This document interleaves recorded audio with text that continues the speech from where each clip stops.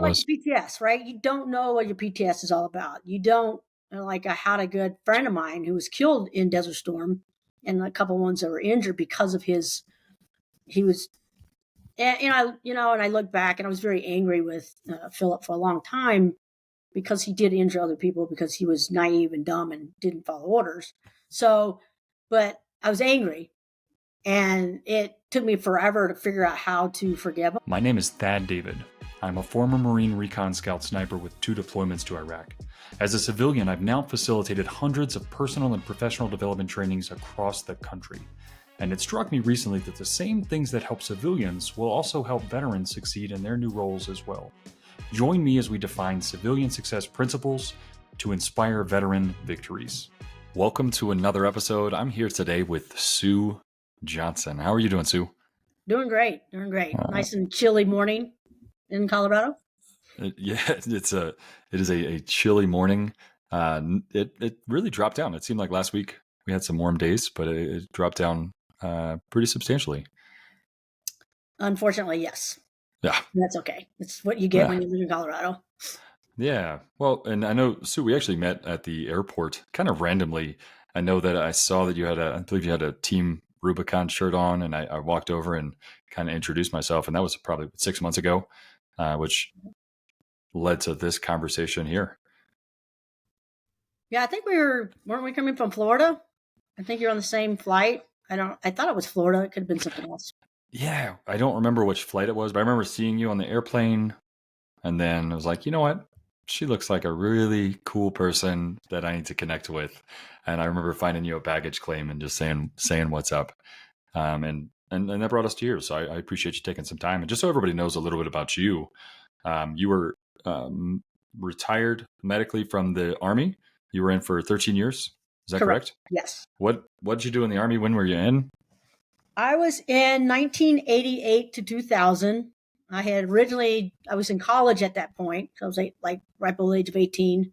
And I decided to follow in the footsteps of my father, who was a Vietnam veteran. I was adopted through, and it's kind of like the story of why I joined is because I had family members that were in the military. And then my dad was in Vietnam, and I was adopted from Vietnam. So it gave me a sense of, okay, I want to give back to a country that gave me my life to be able to start fresh. I was a baby when I came over, so I don't remember any of it. And I decided that I wanted to give back to a country that, I was lucky to be able to live in for most of my life. That's incredible. Have you gone back to Vietnam to visit at all? Is that something you do? I have. I went back once there was a lady, she was a nun from Australia. Her name was Rosemary Taylor. She has since passed away. But I went on it's called the Motherland Tours with a group of nuns who worked with the orphanages and helped get the orphans out of Vietnam. And so when I went to Thailand the year before, Rosemary said, you must go back to Vietnam. And I had met her by a real weird fluke. Like happened to be just in Thailand at that moment because her sister had gotten into a really bad car wreck in Australia. So she had traveled back for a minute. I got blessed by a monk. I know this is a weird story, but that's how it evolved to where I finally got to meet the woman that really saved, thousands and thousands of orphans' lives in Vietnam, in a war-torn country. And she continued to do so after, even though she probably could have been, killed and sent to the camps after the fall of Saigon. But she said, you need to go back to Vietnam and understand the history of where you came from and stuff like that. So I did. I followed her advice.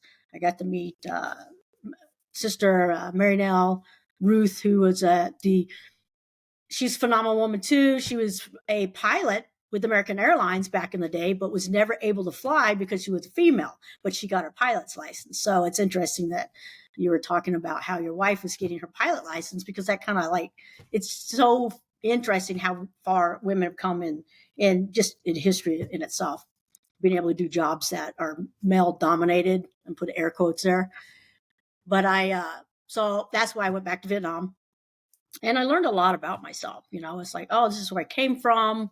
And it was really cool, like a really great experience. I gave Rosemary Taylor my Meritorious Service Medal, which I got after I got out of the military. Took me 6 months to get it, but all the paperwork trying to get all those awards signed Hmm. right before you get out. And I handed it to her and I said, I would not ever been able to get this award without you literally saving my life. And so I gave back to, gave back to a country that basically saved my life. So that was really a big, huge pivotal moment of going, okay, get your shit together, Sue. Got to, like, somebody saved your life for a reason. And I think it was a new beginning for me at that point. And that was And 2000, maybe three-ish, four. I don't, to be honest with you, everything's a blur. But that was back then. I wasn't in the military at that time. I was working for the Army Fisher House program when I went over to Thailand and when I went to Vietnam. So yeah, so and that's it. so what was it like for you? I'm curious if you don't mind me asking you. What was it like for you being adopted from Vietnam, and growing up here in the U.S.? I mean, prior to joining the military, obviously, I could see where that would spark an interest in joining. But what was that like for you? I'd be honest with you. Like I have other siblings that were adopted, and they had a hard time dealing with the fact that they were adopted and it came from abused homes. And actually, my older sister, she had a really hard time with it, and but I had not. I didn't remember anything, so it wasn't one of those things that I regretted. I just knew that if I had not been adopted, I wouldn't be alive. And I knew this my whole life. I was like, oh yeah. I mean, my childhood was the best in the world, but whose is it? But I know there was I had a relationship with my adopted parents in a way that I knew that they saved my life. So there's that. I don't know. I was a crazy kid. I didn't. I was probably always in trouble. I was the middle child, but the first child, which is interesting. I was the first adopted child of my parents and child, period. And then I ended up being the middle child due to the fact there's three. I have three younger and two older siblings. Wow, what was? Yeah. So, It's interesting. Yeah, there's so many studies done on the birth order and what that yeah. does. So I wonder how that follows up. Like, what's it like being first but not the oldest? I don't know. It's like I never really thought about because there was such an age gap between all of us. And, my oldest siblings came from a very abusive families. That's why they came into our home. And then the younger two siblings or three siblings, one was my older sister or younger sister that had a problem about being adopted. And then there was two biological. My mom wasn't supposed to have children. And all of a sudden she had two. And so that was like, oh, the miracle baby. So it was definitely interesting being, I was probably 10, maybe 10, 9 or 10 when Amy was born, and then Mick was born about 2 years later. So it's like you're helping raise two infants, and Yeah. you don't even know it. Maybe that's where my motherly instincts came in, which I'm not a mom at all. Um, love children, but I don't want them. So there's that. But I think that's what helped me develop into being a kind of a caregiver throughout my life, is because I did take care of my younger siblings. Yeah. Well, that makes a lot of sense. The giving nature, because you mentioned afterwards you were working for the Fisher House, which I'd like to dive into that Mm-hmm. later as Mm-hmm. well. Yep. Were your other adopted siblings, were they also from Vietnam? No, my foster sister Ba, yeah, she was from Vietnam. She'd come over on the boats. We'd sponsored a boat family at 15 at one point, and that was right after the fall. And Ba basically was being abused by her mother, and so the priest came and asked us if we would take her in as well. But she's probably in her 70s now, so she was quite older. Like she was 16, 17. So there's at least a 10 to 12-year age gap between us. But she lives in Hmm. Enid with her husband, got married very, very young, but I guess it's a Vietnamese culture. You marry young. So she got married probably at the age of 17, but her husband was like the same age, maybe a year older. And they have two kids that are grown up, so it's like they're my age now. So it's like, yeah, yeah. So that's the only one that was from Vietnam, but the other were from all over the world. That's pretty amazing that they stepped in to do that. And so you went through, you decided, at what age did you decide that you were going to join the Army? Probably after I had no idea what I was going to do with after college. It's like, why not? I enjoyed enlisted. I didn't want to be an officer. I don't know why I didn't want to be one, but I just didn't want to be one. I thought that because I was in ROTC and I did some, training because I was delayed entry because basic training, I wanted to do it during my summer breaks.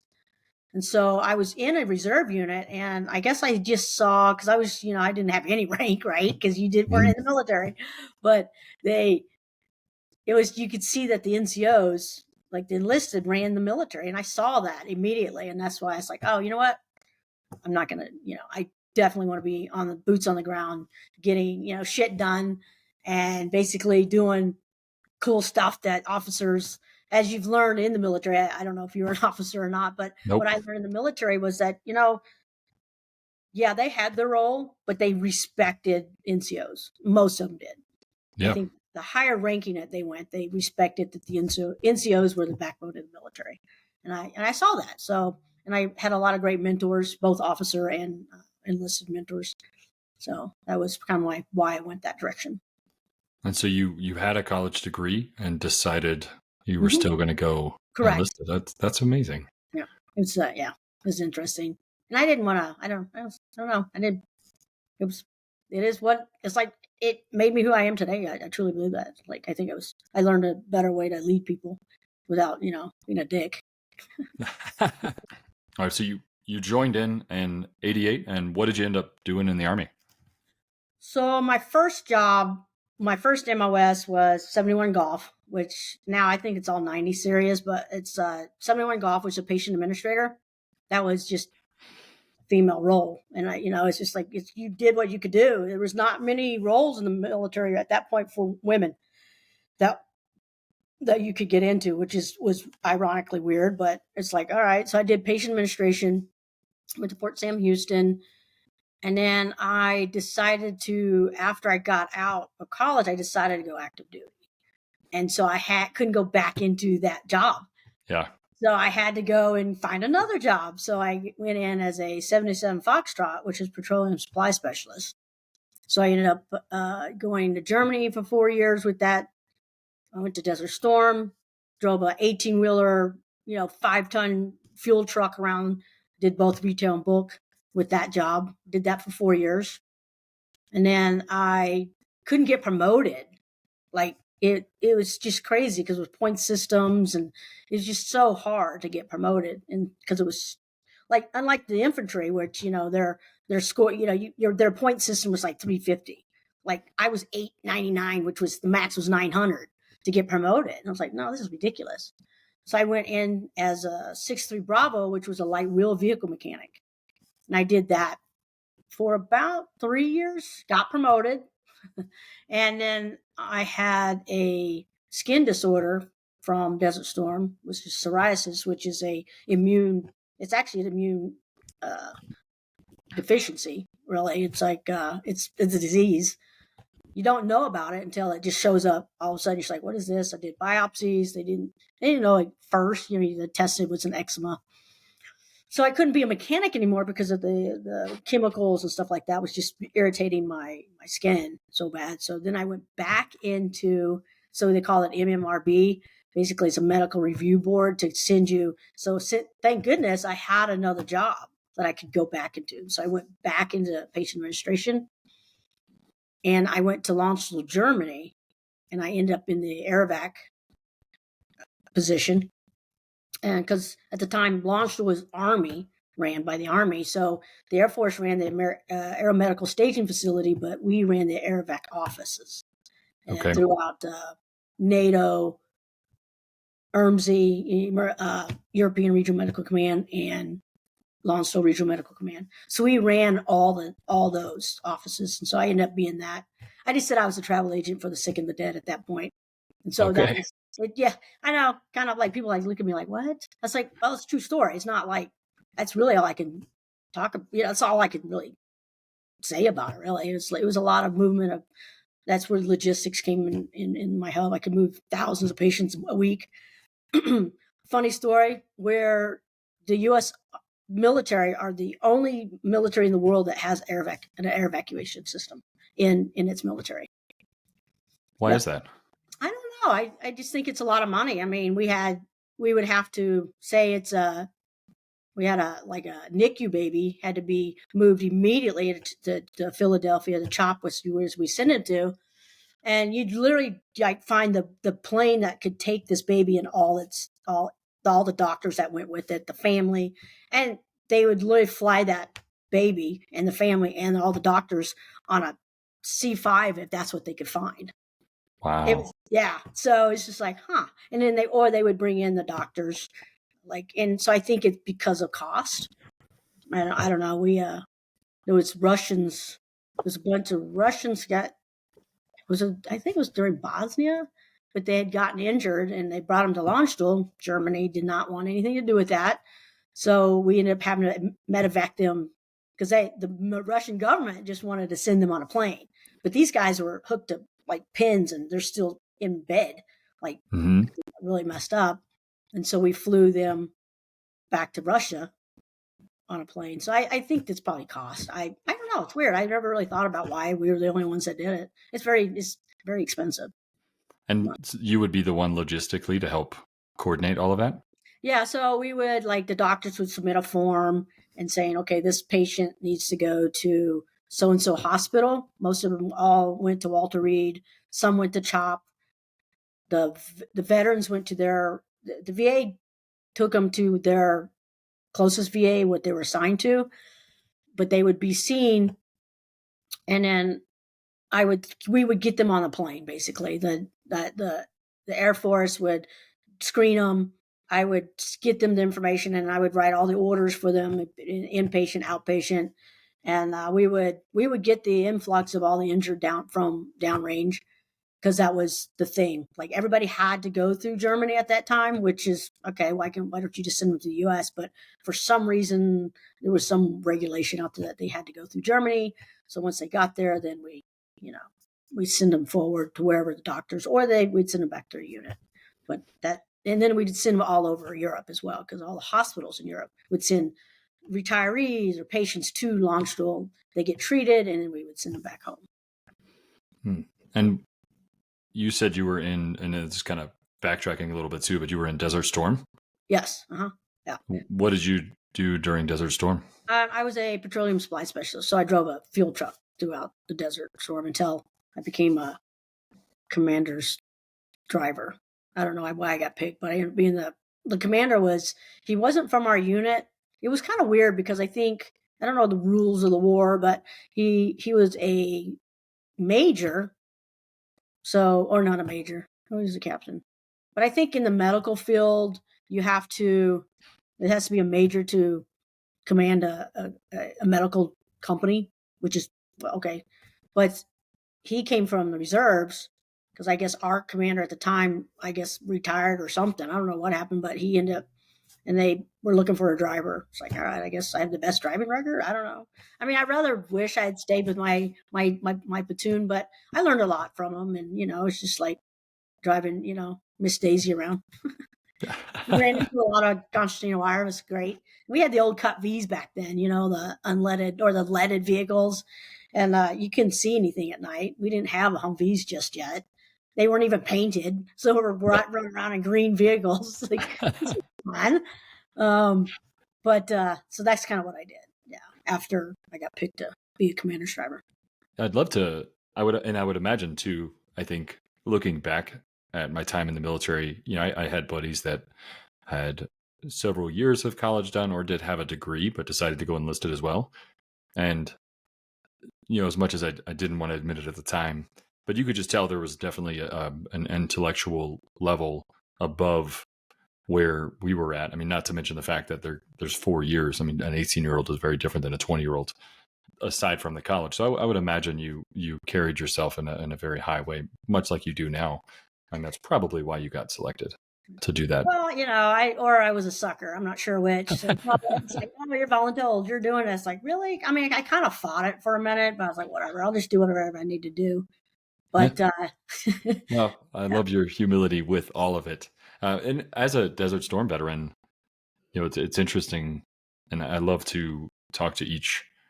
Kind of, we all have our generational war or just the battles that we were in. Mhm. What was that like after that was over? Because there was a period of time before the Iraq war picked up. There was quite a large chunk of time. What was it like as that was over? Is it similar to now? Is it different to now? With our veterans that are getting out these days or that have spent time in the second war.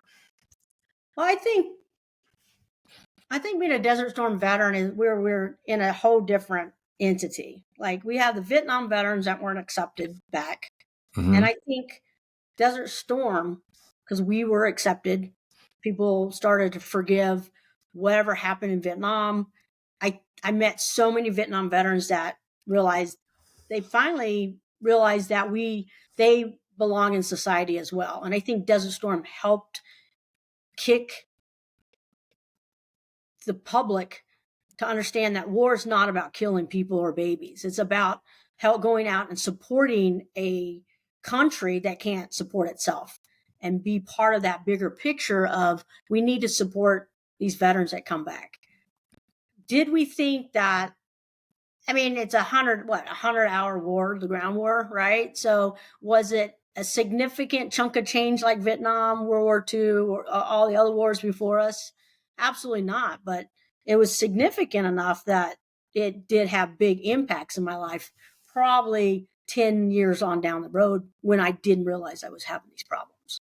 What impacts would you say that Well, like was? PTS, right? You don't know what your PTS is all about. You don't like. I had a good friend of mine who was killed in Desert Storm, and a couple ones that were injured because of his. He was, and I look back and I was very angry with Philip for a long time because he did injure other people because he was naive and dumb and didn't follow orders. So, but I was angry, and it took me forever to figure out how to forgive him. And Team Rubicon, ironically, we went to a small town called Marseilles, Illinois.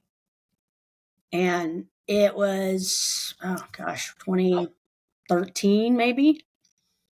It's the one and only Middle East conflict memorial that's sitting out there.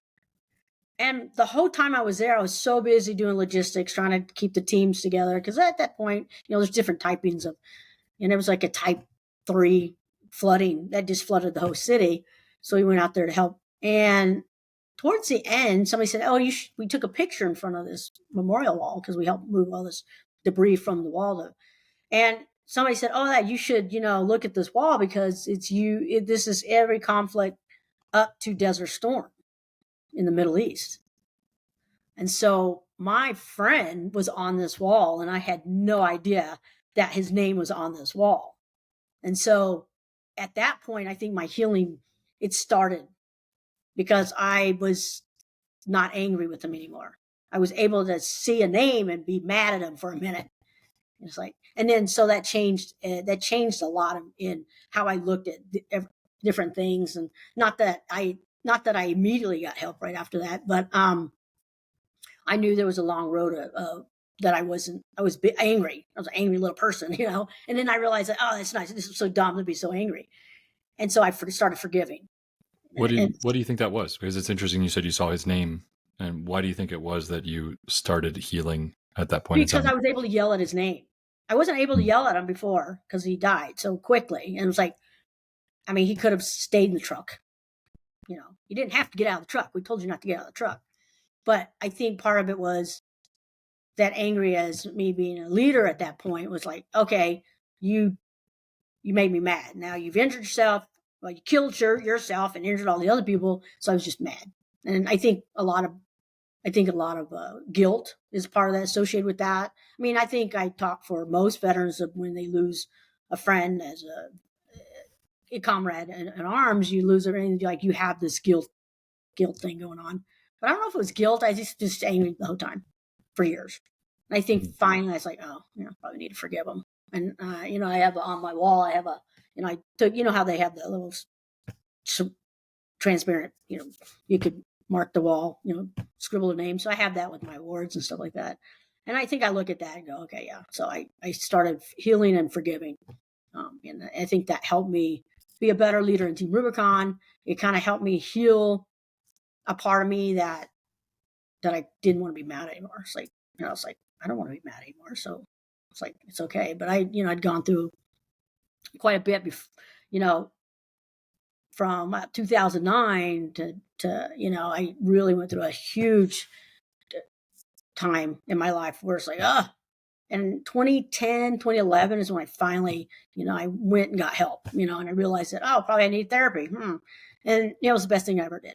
Absolutely. And I have friends that I was like, yeah, I'm not your therapist and you probably need one. And he just look at me like, no, I'm dead serious. I'm not kidding. I was like, your friends can't help you deal with some of the stuff that they're trained to deal with. So I think part of that. And I want to ask, I made a note, I'm going to have another question with that, but there was something intriguing about what you mentioned, and if I'm off base, let me know. But it sounded almost like you had a large period of time of several years where you were dealing with a lot of PTSD or symptoms of it that you didn't know that that's what it was.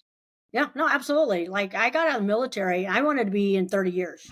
I wanted to be the sergeant major of the Army. That was my goal. But medically, I couldn't be a leader of soldiers anymore. And so I felt like this was the best option, not for me particular, but because I couldn't be the NCO that my soldiers would need. And so I had to make that. It was a hard decision. It was a really hard decision. And it took me, till my wife passed away in 2009. That's what took me. That's just spiraled me out of control. And it's like, okay, I need to get help. Like this is time. And I think it's like, not that death is great, but I think her passing away made me realize that I was struggling this whole time and I didn't realize it. But that was the catalyst of me trying to finally getting help. And so I took that time to figure out what is. Am I perfectly healed? Absolutely not. Do we still have a lot to work on? Absolutely, in our lives. And I think everything I do since then, I've given back to organizations, to other people. My friends, they kind of like me, because I'm a really good chef. But I just think it was one of those things that, I don't think if she had not passed away, I think I still would probably have those problems. Or if I had not gone to Team Rubicon to Marseilles, Illinois, and did this Saw the Wall, I don't think I would have ever forgiven, Philip. But I was just like, it's like, there's something that was, slowly. But I threw everything into Team Rubicon to hide or mask my wife's passing, but I knew it was still there, and I think it was a big change in my life, but for the better. I'm sad, sure, miss her every day, but I think part of it is that I figured out how to move on and give her what she needed, back. So she's like, look, I was like, oh, you're still being dumb. Okay. Yes, hon, I'm still being dumb. But I just know she's like, I think she would be very proud of what I'm doing. So, and my family's very proud of me. I've come a long way with being this stubborn little kid to where I am today. So yeah, I'm proud to be part of these organizations that do help people on the worst day. And I think that community draws me back to like being in the military, because Team Rubicon is a veteran-led disaster organization. But also I was, you're involved with other entities that, you are helping people on the worst day. It doesn't help mask the pain that you're going to personally, but it helps you realize that you need to not mask that pain. And you need to live your life the way you should live it, not for somebody else. Just knowing you, and I told you earlier, I was talking to my wife about just the few times we've been on the phone. Every time I talk to you or just get the honor to talk to you, I'm like, you're just such an amazing person. And like, I just want to go hang out with you because you're just you're just a joy to talk to. And it's, I like drinking beer. You had said you like to think your wife would be proud. I know for a fact that she would be. You're doing amazing things. And I'm sorry to hear about your wife passing away. The question that I have with that too, because a lot of veterans, I think, they can't put a finger on what's going on. And I don't know what the catalyst needs to be for veterans, but since you have it, if you look back and reflect on it, do you have any indicators that you looked back on prior to your wife passing that you look back and you're like, that was something that in hindsight, that was an indicator. That was something I should have known then that it was time for me to get help. Do you have anything? And when you reflect on those times prior to that? No, absolutely. I think that's, years of therapy also pulled all that out too. It's like, one thing about when I went into therapy, the first therapist I had went back to my childhood. There was a lot of drama in my childhood, just coming from a war-torn country. And so it was hidden all this time, deep down in our subconscious. It's hidden because we don't want to face it, or you blacked out half of it. And it's not that I was drunk or blacked out, because that's not the reason. It was the fact that, I'm not drunk at, 6 years old, but there was things that I remember as I got done with Desert Storm. I didn't want to talk about the war. I didn't want to talk about what I did. I didn't talk about Philip. And then so I just didn't talk. I didn't talk to my wife and I was always doing something. Like today, like everybody said, oh, so you're never home. You're always traveling. But I think, and that's part of PTS. And I didn't realize that you not sitting still, because I can't sit still, is part of your PTS. That's part of it. It's like you've got to keep on doing something to feel like you're doing something. Why is that part of it? Because you don't focus on you. You do everything to help everybody else, but you forget to focus on you. And I think, and we'll probably talk a little bit more about veterans on the Camino. And I think there was a point after the Lahaina fires, because I had accepted about a year ago got the application for veterans on the Camino. And I'd always wanted to do it, but I never took time for myself.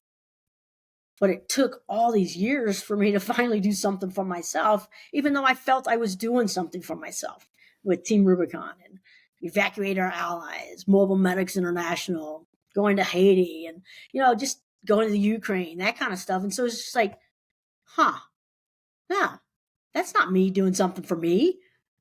That's me going to help because I thought that was helping me. It wasn't helping me. It was like, I was helping other people, and I realized that on my long walk. And it was like, oh yeah, all right. So better year, moving forward. I just think, and I actually, my psychiatrist and a therapist said, hey, you know what? You moving around doesn't help the problem. You're just in a different location with the same problem. And that really resonates with me in a lot of things that I saw in the other veterans that I work with Team Rubicon, and the Evacuate Our Allies, when I went to the Ukraine. And it's like, you see this problem that keeps it's like it's this circle you can't get out of until you decide to make that exit out of that 360. And I don't think that we don't think about that. And I don't think about that, right? I was like, oh, nothing's wrong with me. Nothing's wrong with me at all. But I'm like, as Pink said, and I truly believe this statement, is that I am tough because everything bothers me. So I add empathy, compassion, and resilience to my corner. Being a good human is what is most important. And I think that's a true statement, is that I can lie to you all day, so nothing bothers me. No, everything bothers me. It's like, because I have an empathetic heart, or I want to fix people or things or situations, but I can't help anybody else if I don't fix me, and understand that, yes, I am broken, and we can go on and move forward. And yes, we can still help people. Absolutely. But you have got to figure it out for you, as another quote. So you can't wait for life not to be hard anymore to be happy. It's a quote from a singer called Nightbird. She died of her cancer. And so I followed her to her journey. And I think it's a very, it's a quote that I try to live every day. And it's hard. I'm not gonna say it's not hard, but I think, I don't know. There was times that it's like somebody asked me, you don't have any burdens? Because on the Camino, and well, not to digress off the conversation, but there's a big cross that you're supposed to like lay your burdens down, or like people carry rocks around. It's like, why would you carry rocks around? It's already, your backpack's already heavy. But people did. They had their names on it. They put the rock on the cross. And I was like, somebody asked me, so you don't have any burdens, Sue? I'm like, I thought about that. It's like, I don't think I do. Like, I truly don't think I have a burden that I felt like I needed to put on this huge cross out in the middle of nowhere and then face, a 12% downgrade of climbing down slated rock, because all I was thinking about how bad this road's going to be on my knees. But I really thought about it. It's like, no, because I think I really did a lot of my forgiving way before I did the Camino. But I've learned a lot. I learned a lot about myself on the Camino. So. And just because we're talking about it, what is the Camino for anybody that might not know? What did you, because you just recently did this as well. Yeah, it was an intense, it's called the Camino de Santiago. I met Brad, the founder, in 2016 with Team Rubicon, and he had just started this. He had done the journey. And so he takes veterans from all over the world and you apply, and then you get to go do this trek. We did a 713 kilometer trek. So we walked about 18 to 20 miles a day, and I didn't stop. I was like, no, if I stop, I will not get out of bed the next day. I will not keep on going. So I just plugged away, and I spent the majority of the walk by myself because I have really short legs and everybody was taller than I was. And so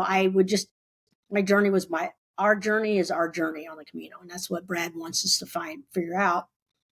And I think it helped me realize that I like being by myself. Like, I like my life the way it is. I love to have my friends around me, but I also love the fact that nobody's talking to me right now. I didn't listen to music because the bikers were crazy, but I didn't listen to music. And I did that for a reason, because I wanted to hear what was in my surroundings. A lot of people do listen to music and they're tuned in to that focus, but I wanted to focus on every step I was taking. It was probably the hardest journey I've done in forever. And I was just like, oh, why am I doing this every day? I was like, why am I doing this? Why am I doing this? It's like, day 7, I was like, okay, I think I can do this, because your legs are like, it took a week for my legs not to be sore. But every veteran I was with, they had their own journey. And I was like, it's a great thing. It's like, I think Brad has a great idea. I have a lot of feedback for him, but it's really good, constructive criticism of how we can do better. Like, because I didn't know much about it. Like, it's like, I had no idea what the train was like. I did train with my friends here in Fort Collins, and I trained at altitude. And I don't think if I had done that or not been on my bike, which I'm going to go biking later because it's now 59 degrees.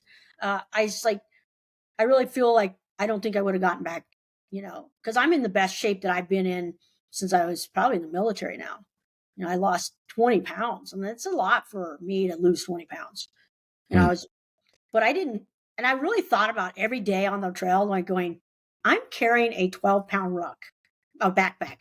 How in the world did I carry a 60-pound ruck at the age of 18 that didn't fit me? It was half my size, because I weighed 95 pounds to 105 pounds the whole time I was in the military. How did I do that? I was like, ugh. But, and I think every veteran should do pieces of that walk. You don't have to do the whole 713 kilometers or from Saint Jean. I think every veteran. I know you said you learned that you enjoyed being by yourself. I'm curious to ask, because I know you also talked to a lot of veterans there. What did you take away from it? What was kind of one of your biggest ahas, biggest takeaways, if it might have been that? And then also, what have you heard from other people? I think, I follow a lot of sites, and I think everybody has their Camino journey. Some maybe it's religious, because it is a religious per se pilgrimage that started way back before any of us were alive. And I think what it did for me was I realized, and I looked at it like I had so many Forrest Gump things in my head the whole time I was walking. I really truly felt that the Camino was like a box of chocolates. You never knew what you're going to get the next day. You can look at all these schematics of like this, you're going 12% upgrade today, and then you're going to do 18% downgrade. Like, and this was before your first espresso. Like you'd have to walk sometimes 10 kilometers to get your first breakfast in because nothing's open at 6 in the morning. And you're like, all right, yeah. But the Camino is also about the journey, your journey in life. It's like every step you take in your life, it can be unsettling. It could be rocks in your shoe. It could be you have something that's keeping you from making that next step. You look at the boulders and you're going, okay, I can't do this, but you have to do this, or you just quit. And I think most veterans have the tenacity to keep on going. And I think most of my friends, I call them friends now because they love it. They loved it for their own reason. And I think even though there was the one guy that, wasn't my favorite guy, but I think hopefully he learned something, maybe a little bit more compassion about other people. But I doubt it. He's just that type of person. And, but I think that's what I try to bring to the table with the other veterans. Just like, you know what, we're all here for a reason. We all have to support each other because we have become so disconnected with the world of camaraderie like we did in the military. Even the military today is just like, it seems like it's more cutthroat. Everybody's out for themselves. And it's like, and you meet a veteran today and it's like they're going through probably the same thing you did back then, but they're just now struggling and figuring out their journey. And I think that's what the Camino helped me figure out. It's like, oh, yeah, I don't have to not like how much I weigh right now. I can just do whatever I want to do and I can train for it, but you can't train enough because you don't train for life. Life just gives you, a box of chocolates and you figure it out. You may not like that cherry covered chocolate because I don't, but I ate it probably every day because it's like, what am I doing?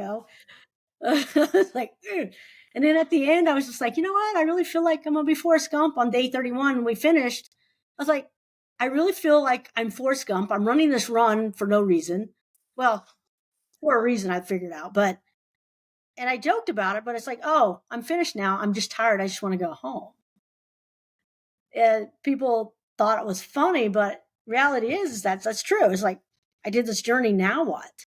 What's next? And I bring, I had a like a blog and I would write about it. Like, this now is where the journey begins for me. I truly believe that. So I might go back and do it again. I kept saying, no, I would never do this again. The people are crazy for keep coming out and doing it, but I'm going to do pieces of it. And I'm going to take my friends and hopefully teach them what I learned out there. And, because you can bring what you need. You don't need everything.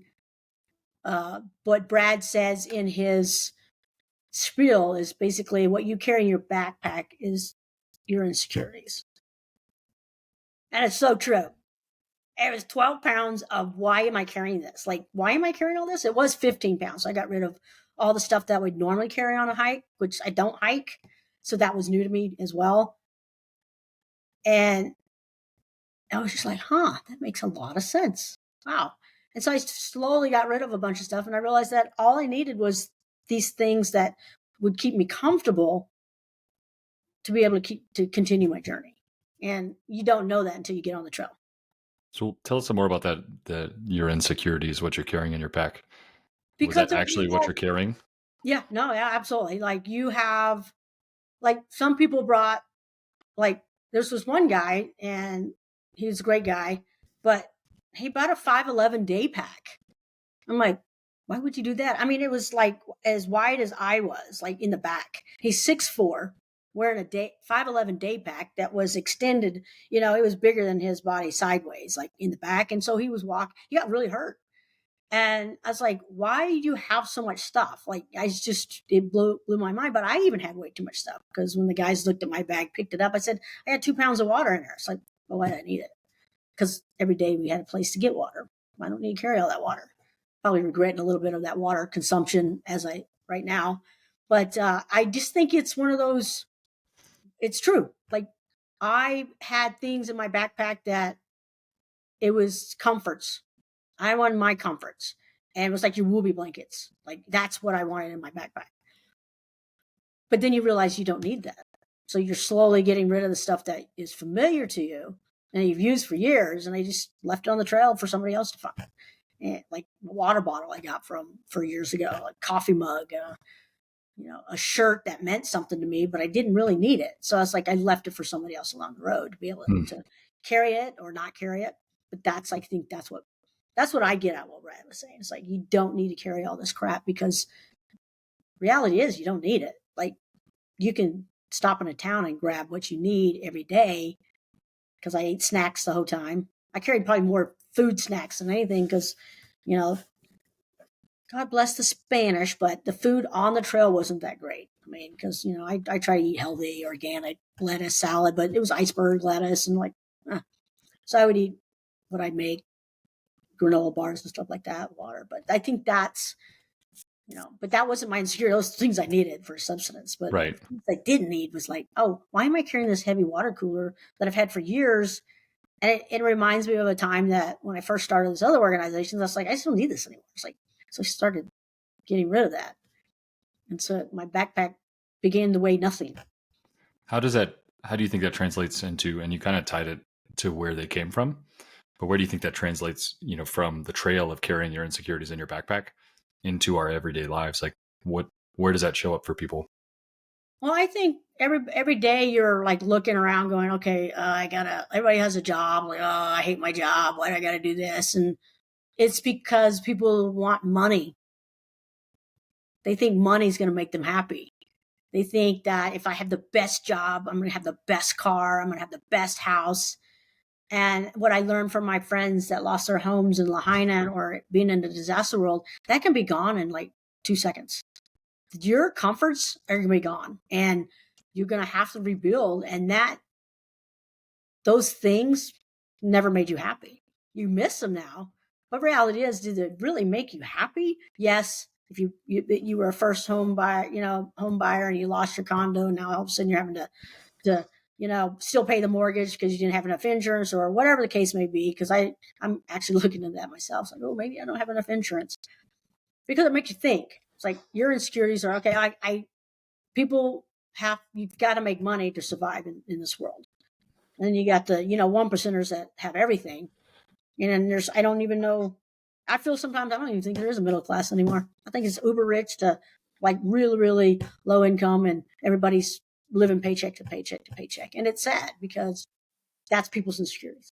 And I think that's what makes me realize that when I was walking that my insecurities is definitely not needing all this crap in my backpack because it was the nice things in life.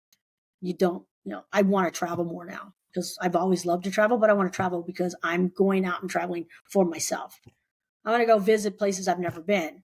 I mean, I want to go to Australia because, I've always thought everything in Australia is going to kill you.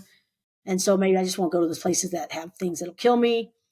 But I have friends there. And I was like, I need to take more time to nurture my friends and be a part of their lives that I haven't been in a while. And I think because of my insecurities about being able to do those things and building a financial platform that I can do these things, that I forgot to do these things. Yeah. Like every 2 years I travel with the friends who do boat trips. It's like it's awesome. And I realized like I need to do more boat trips. I need to do more traveling. And I think I'm going to take more time to do that. But I don't know. Hopefully that answers the question of why I Yeah. feel like people have insecurities in their life is because they don't want to deal with the reality of not having something. Made me Like, think of, oh, I'm sorry. no, go ahead. It just made me think of, it was interesting because you kind of looped in the middle class or lack thereof, Mm-hmm. but also the over purchasing of items. And that, I mean, I think we as a society, especially here in America, we would buy a ton. And I'm definitely not preaching from the place of, I don't buy ridiculous stuff because I do. My wife, she would have many things to say. And it just made me think of how many people buy all these things that we don't need that cause us to live this impoverished life, that it kind of fuels that fire of insecurity around money. And I know that it's not the purpose of the conversation or why we brought it up, but that's just where my mind went with. Right. Everybody, we follow that whole back thing about we want to be like the Joneses. Everybody wants to be the Joneses, but why? Right. The Joneses are divorced now, and live in separate homes. Like, why didn't it be that? Yep. Why didn't it be them, Yeah. right? It's like, you Yeah. never know what's happening, right? Turns out they were never happy all along. Exactly, right? Yeah. We thought they were. Yeah. Well, you do a ton of work now, and it's interesting that you mentioned wanting to travel more, because just knowing where you've been already, you seem like one of the most well-traveled people that I've ever met. You works the Fisher House, and you work for Team Rubicon now. I mean, what do you do for Team Rubicon? Where has that brought you? Right now, I'm a leased employee contractor. When I'm an instructor, I teach people how to do things with their hands to take drywall down for the disaster survivors, how to clear their homes. I teach people how to be instructors. I mainly love being chefing now because I'm getting back into that world and I really love it.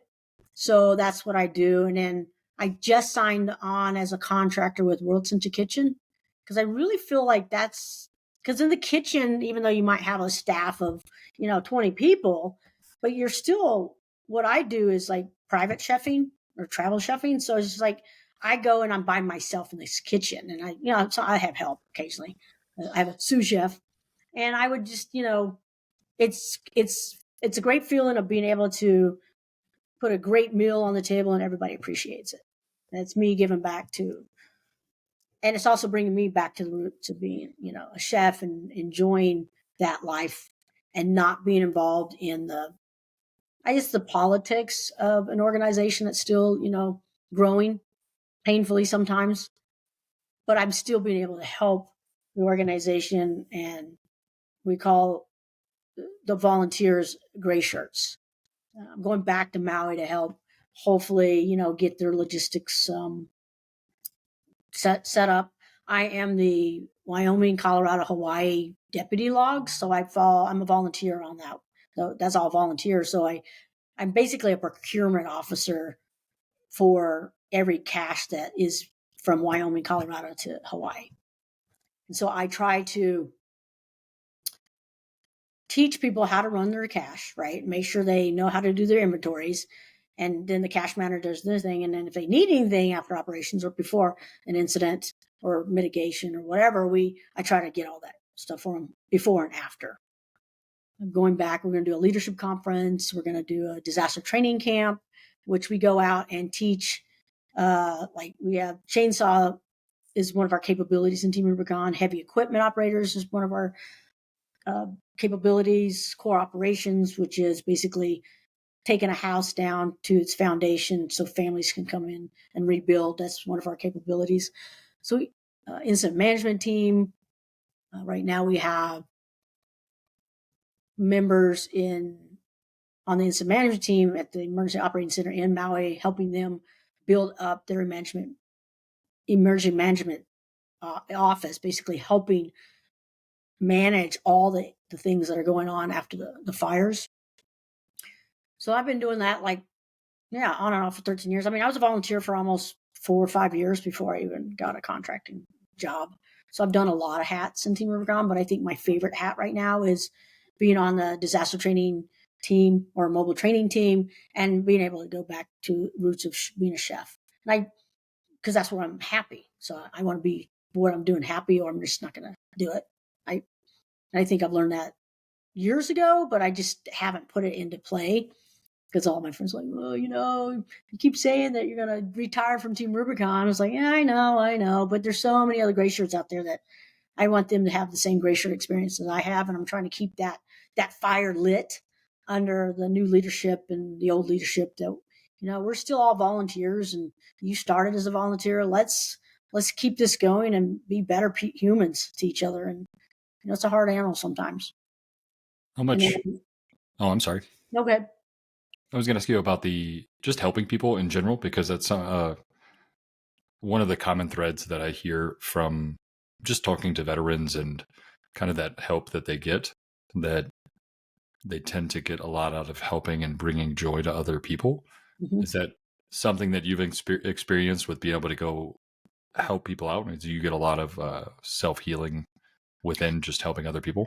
No, absolutely. And I think everybody, and it's interesting because we have kick-ass civilians, that's what we call them. And it also, helps the civilian side of Team Rubicon understand the veteran side. And as a veteran, it helped me understand the civilian side of the house, because when you're away from your country for years on end, you forget how this country was being ran. Like, these guys are building the tech world, the civilians. And when I say these guys, that's probably bad verbiage, but the civilian side of the house, they were, working the grocery stores. They're, working the malls that we fucking hate going to the mall.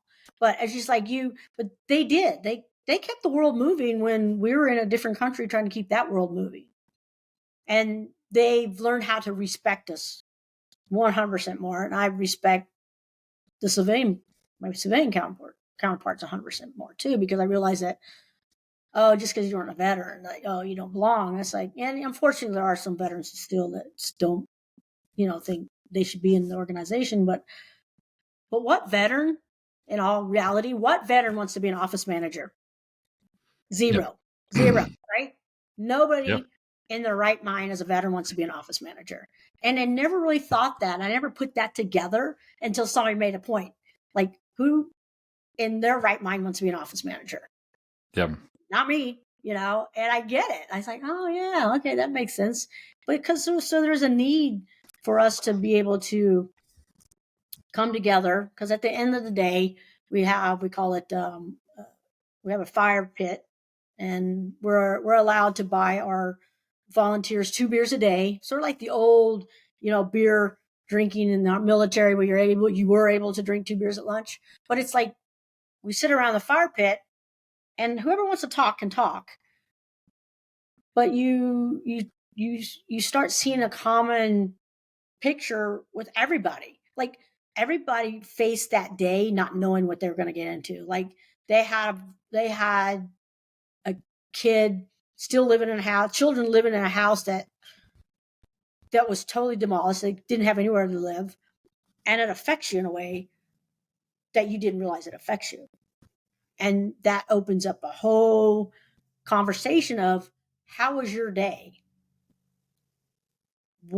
Are you okay? And we do believe in wellness, because we've lost a lot, unfortunately, of our volunteers that were veterans, and we've lost a few civilians that have committed suicide throughout my time in Team Rubicon. And we're trying to fix that stigma that, veterans are just a bunch of crackpots that are mad and angry little humans all the time. And it's like, well, no, I was there, yeah.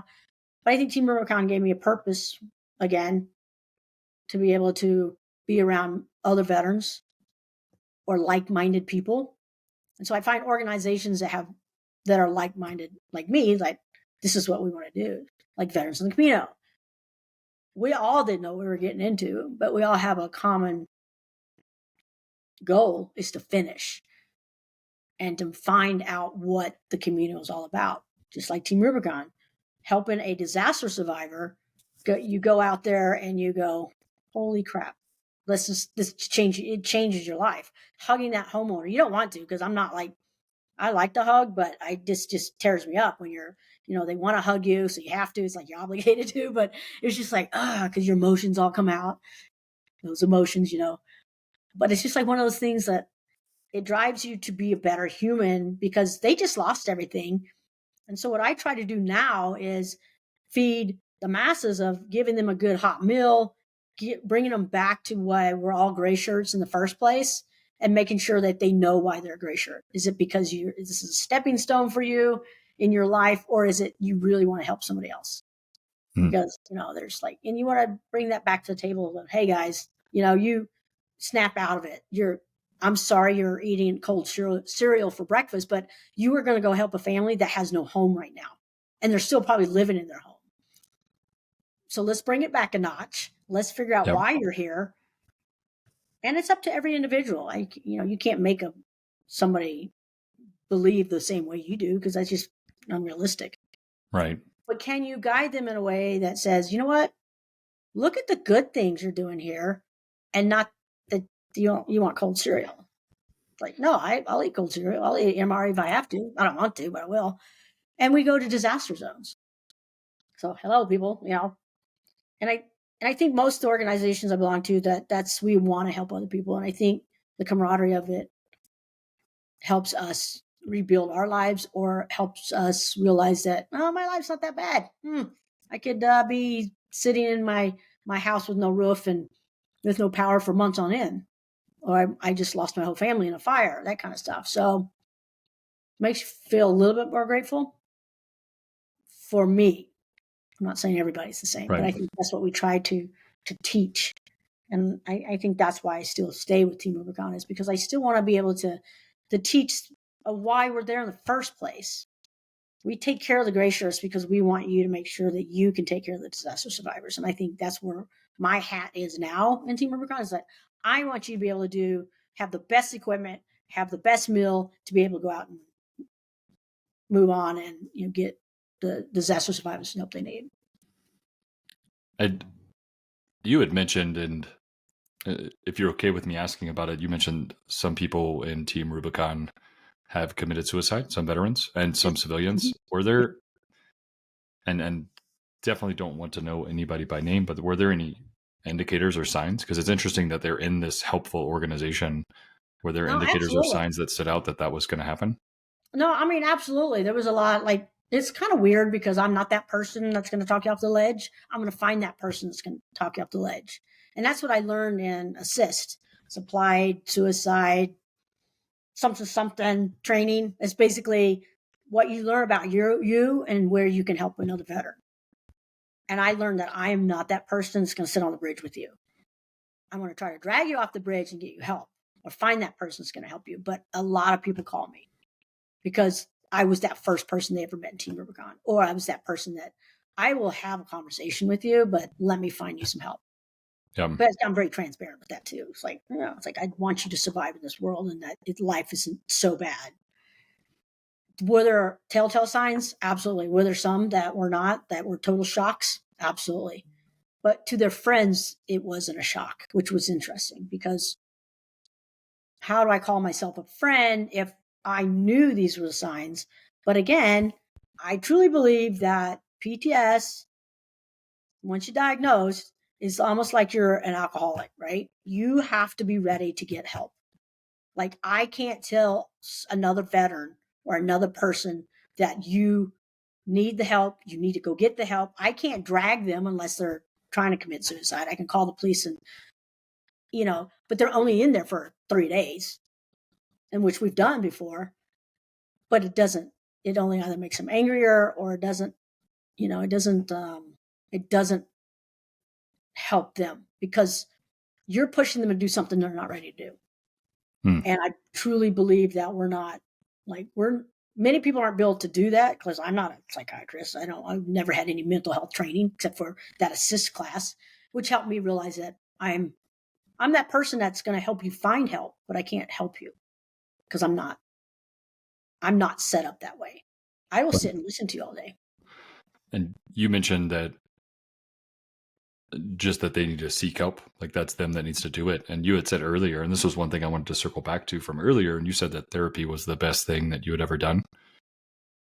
As And in, just with your life and just unpacking a lot of stuff. I think you had mentioned that earlier. yeah, absolutely. I mean, it was kind of a forced kind of thing that I had to do. I actually ended up at Sacramento Veterans Resource Center, which was a 90-day, like a rehab kind of thing.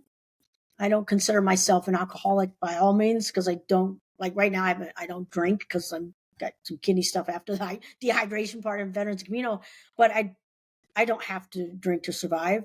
But what I did learn in that is that I needed to get help for my anger, my PTS. I needed to realize that I had it.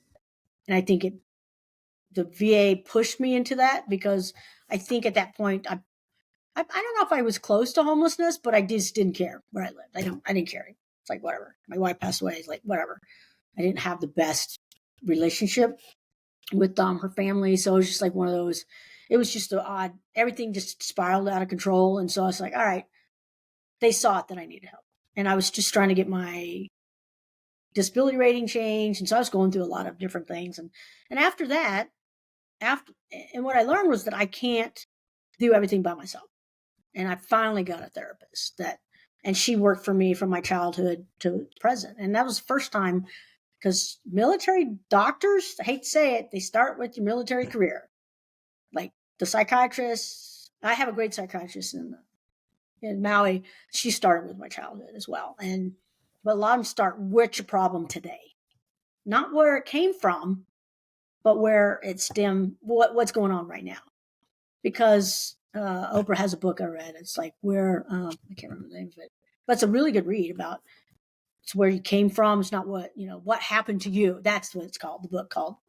And I'm not plugging in Oprah, but I think it is a really good read because I was like, it really brought me back to my first therapist that talked to me about what happened in your childhood that made you who you are, and that the military literally hid all that. And all the things I was doing, it masked my problems.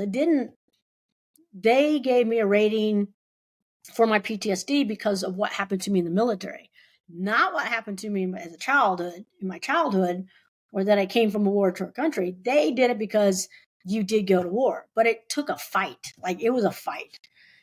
And it took me, instead of the normal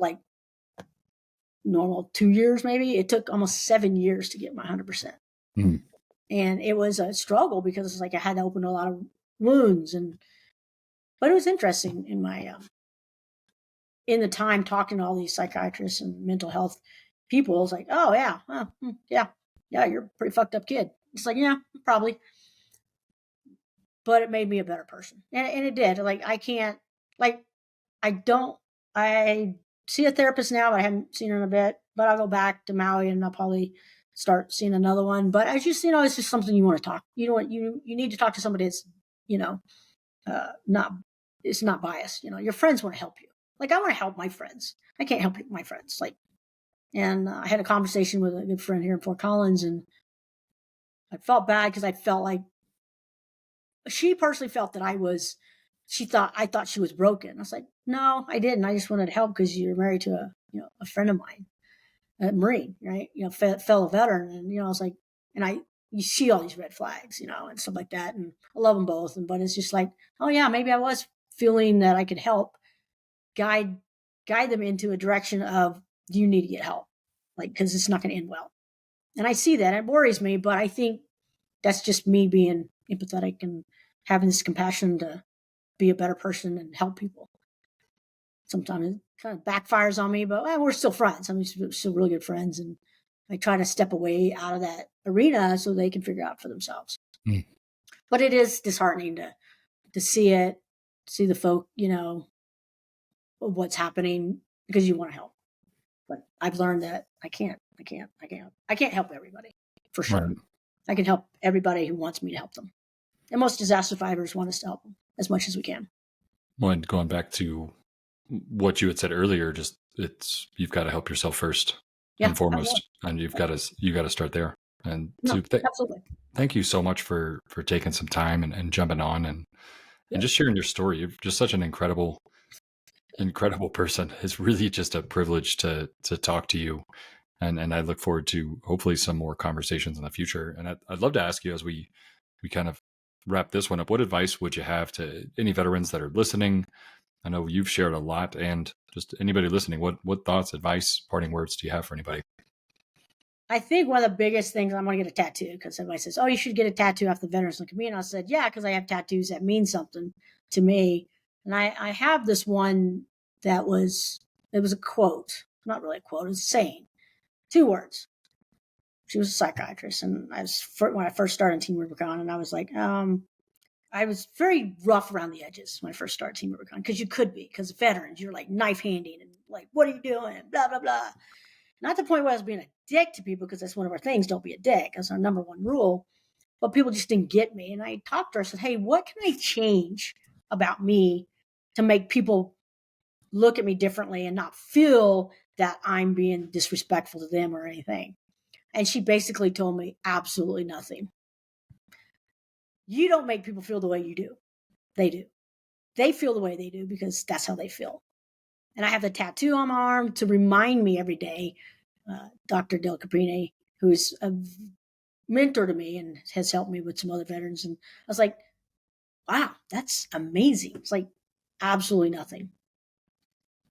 And it's like, it resonates with me. And I put that on my arm when was having some issues earlier a couple of years ago. I was like, right after the Ukraine, I felt like I was, because it was a war zone. So I felt like I was back in that weird situation.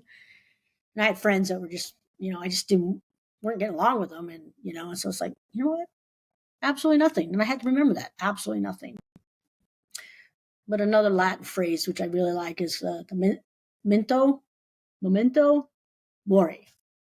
It means that we remember that you will die. You would live. It serves a reminder of human mortality and transient nature of life. I encourage individuals to live in the present and value every moment. That's my next tattoo. It's because I truly believe it's like, people have walked before me and people will walk after me. And if you look at TikTok and stuff like that, so am I going to be alive in 2032? Who knows? Right? That's 10 more years, hopefully. But what legacy are you going to leave behind with your friends? Are they going to be, I want people to be honest at my funeral, which is not going to be a really big one, but I want people to be honest when they say, well, yeah, Sue was a dickhead sometimes. Sue was one of the best humans I've ever met. Sue was blah, blah, blah. But for me, it doesn't matter if they say it now or say it later in my death, but I want people to understand that I try to be a good human. Everybody should try to do that. So that's what I leave with every veteran that's struggling out there. And women veterans have it kind of worse off. I truly believe that. But only because we have to be better than our male counterparts. Can you just, I would love to hear some more about that. As obviously not a woman, I would love to understand more about what that means to struggle more as a female veteran. Because we have to be strong. We've always been stronger than men. Nothing wrong with men, but women have always had to be stronger because they don't get the same respect, especially in the military. It was always sexual harassment. It was always, if you're not sleeping with them, then you're a slut. You were there, all kind of name shaming, right? Or they didn't let you participate because you were female, so they didn't think you could do it. But I think the biggest part of it was that there was not enough jobs at my time when I was in that filled roles that I would rather be in. I mean, I'd been loved to be a tanker. That'd been fun, because I rode around in a few of them. But I truly believe that,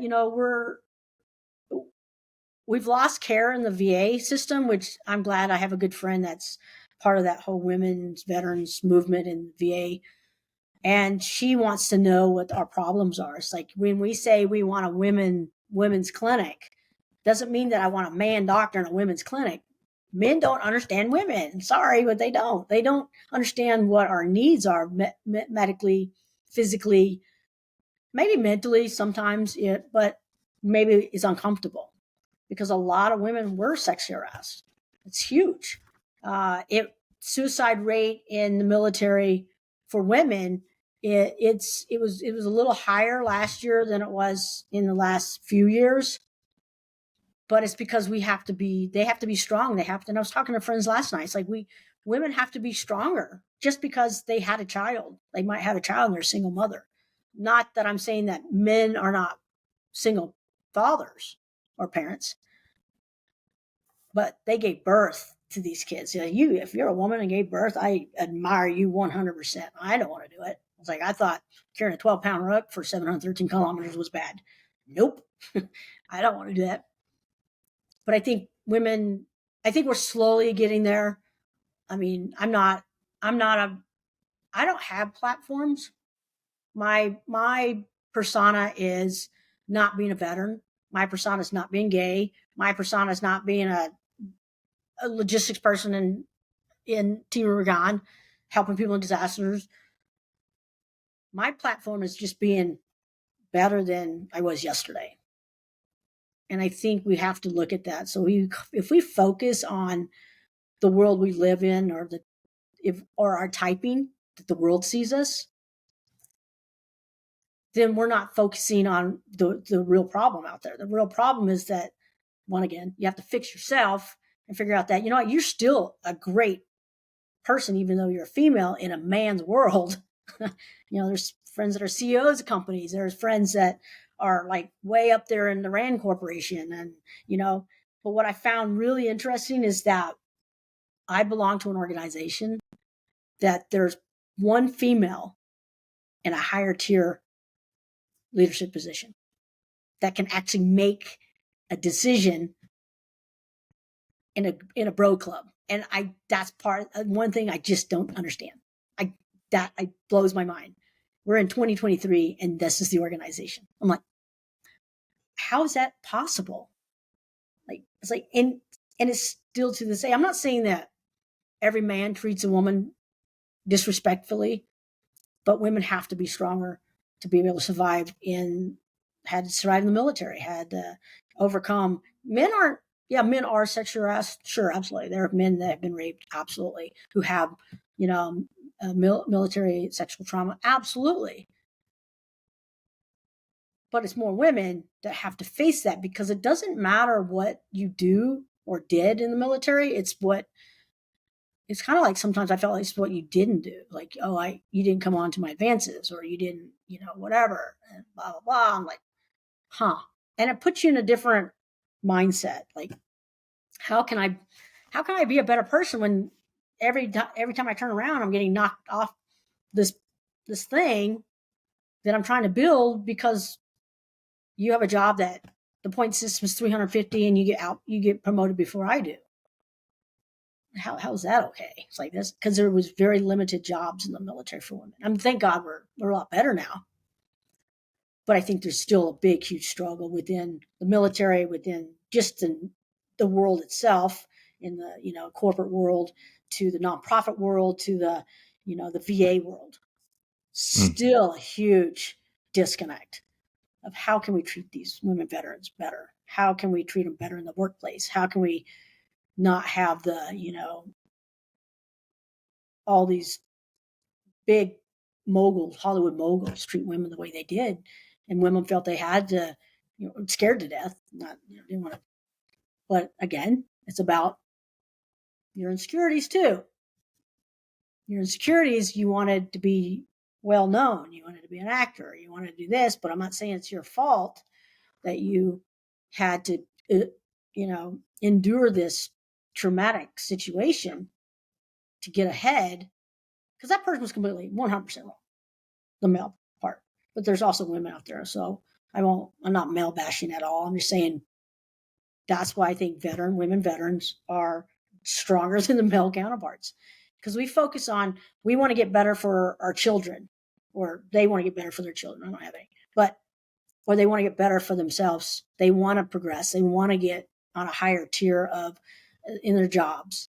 It's not about the money. It's about making a statement that I am as good as my male counterpart. And it was always, this big, thing of bricks on your head every time you tried to do that. Or at least back in the day when I was in. And I think the VA needs to really get a grip on the women, how to treat a woman veteran in the right setting, because you don't know what that female has gone through in their career. Maybe they don't want a male doctor, I don't want a male doctor, and I didn't go through half the stuff some of my female counterparts did. But it's almost like they don't listen. It's like one ear out the other. So let's start listening. I think if I can tell anything to the VA system or anybody in the world, it's like, look, let's start listening to these women. They actually have something to say that's not about, oh, well, the Me Too movement or this, that, and the other. And I think we forget that within ourselves. It's like, we can be better than our counterpart, or we can work alongside our counterparts and be better, or be in the same rank structure. Like, because there's a lot of really badass women out there. I mean, just like that one gal that has her own clothing line. I mean, she saw a problem and she's fixing it. So that's really cool, right? And I think that's where I hope your podcast will start, talking about with more women veterans about, what was their stand and stuff like that. I just think it's so weird that we're still there in 2023. I'm like, why are we still here being pushed aside like it was nothing? But again, I'm not I'm not a platform kind of person because everybody asks, "Oh, who do you vote for?" So it's like, well, first, none of your business, and I don't really care about politics. And two, that's not what defines me. What defines me is what I do now, and in the future, and getting better at it, and being a good human. That's what defines me. So hopefully, this podcast will, you know, help some women veterans, some male veterans, and my friends go, "Oh my gosh, maybe she's got some really." My friends always, "Oh, you got great ideas, Sue." So why don't you implement them? It's like, no, because I have a lot of great ideas. Doesn't mean I want to implement them, but I Um, will eventually. I'm well, bad. I appreciate you sharing everything there. Yeah. For me, that's one that for anybody that's willing to share, I just appreciate being able to listen and understand more Mhm. because it's just stuff that I just can't speak to because Yep. I had my time in, and it wasn't. I'm not a woman, and I didn't have to deal with what was done. And I think that what's interesting to me is how much I learn and grow. You mentioned Mhm. Catherine and her clothing line. The stuff that she mentioned just kind of it blew me away. I was like, I would have never thought about that. Yeah. And so that's what I appreciate is just the learning and the growth and understanding more about it. And I completely agree with what you said about listening to what's going on because they say the step one for helping or changing any area of our lives or changing any is just the awareness that, hey, this is a real thing. It's not a made up thing. This thing is happening. And now we need to understand what we can do to shift and to change it. So I No, really, absolutely. I think it's one step at a time. Like the Camino for me, it's one step at a time. Can't change the world tomorrow. I'm not going to change I definitely not going to change the world before I die. I can change a person in this world mm, or people, but um, do what I can. I think you're doing a ton to lead the way for veterans and for just people in general. You're an amazing person, Sue. Thank you so much for stepping on and just sharing your time. Well, thanks for having me. Yeah, Absolutely. Love to come back anytime. I Absolutely. I would love to have you back on. Thank you. All right. Take care. You too.